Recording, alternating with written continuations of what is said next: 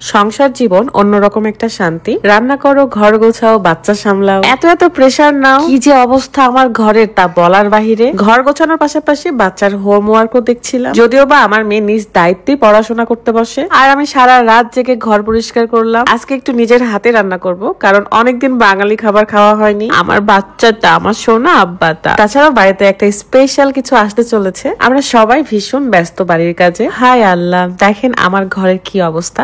কারণ বিদেশ থেকে আসার পরে 3টা লাগেজ খুলেছি, এত এত কাপড় চোপড়, কোথায় থেকে শুরু করব বুঝতে পারছি না। আমার ঘুমও আসছে না, কারণ এলোমেলো ঘরে আমি একদমই থাকতে পারি না। এগুলো একটা একটা করে গোছাতে তো হবে, সাথে আলমারির ভেতরেও যা অবস্থা সেটাও ঠিক করতে হবে। যেহেতু আজকে একাই সামলাচ্ছি, তাই বিকাল থেকে শুরু করেছি একদম রাত 12টা পর্যন্ত। মাঝে মাঝে রেস্ট করেছি, কারণ আমার বাচ্চা আছে, তাকে খাওয়াইতে হয়েছে। তার হোমওয়ার্ক গুলো দেখছিলাম, সে নিজ দায়িত্বেই পড়াশোনা করতে বসে এবং একা একা খুব সুন্দর করে কালার করতে পারে। এই হলো আমার ঘরের অবস্থা, আর আমাকেও একদম উস্কো খুস্কো পাগলি লাগতেছে। যাক, অবশেষে আমার ঘর পুরোটাই পরিষ্কার করলাম, এন্ড আপনাদের ভাইয়াও চলে আসছে।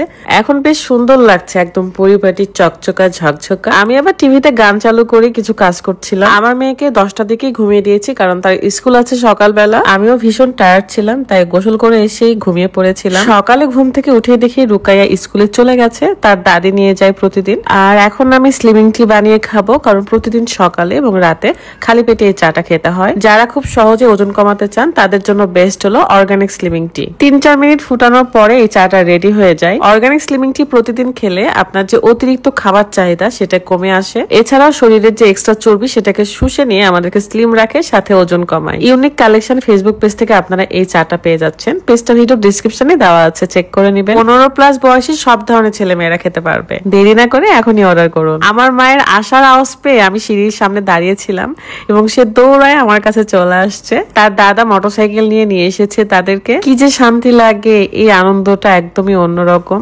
এই অনুভূতি শুধু মায়েরাই বলতে পারবে, যে বাচ্চারা স্কুল থেকে আসলে কিরকমটা লাগে। আমি তো একদম কলিজার ভিতরে রেখে দিই, এমনটা মনে হয়। দেখতে দেখতে মেয়ে আমার বড় হয়ে যাচ্ছে, স্কুলে যাচ্ছে, এটা ভাবতেও অবাক লাগে আমার। আমার মেয়েটা তার দাদা দাদিকে ভীষণ ভালোবাসে এবং সেখানেই সবসময় থাকে, তাই আমার খুব একটা চিন্তা করতে হয় না আমার মেয়ের জন্য। এদিকে বাজার করে নিয়ে আসছে দেখলাম, তাই ভাবছি যে নিজের হাতে কিছু রান্না করব, কারণ অনেক দিন বিদেশে আমি বাঙালি খাবার পাই নাই। সবজি বা ভর্তা ভাজি খেতে ভীষণ ইচ্ছা করতেছে। পুঁই শাক দেখে তো আমার জান ভরে গেছে, মানে পুঁই শাক যে কবে থেকে খাইনি তার হিসাব নাই। আমার কাঁকরোল ভীষণ পছন্দ, কাঁকরোলের ভাজি বা তরকারি দুইটাই ভালো লাগে।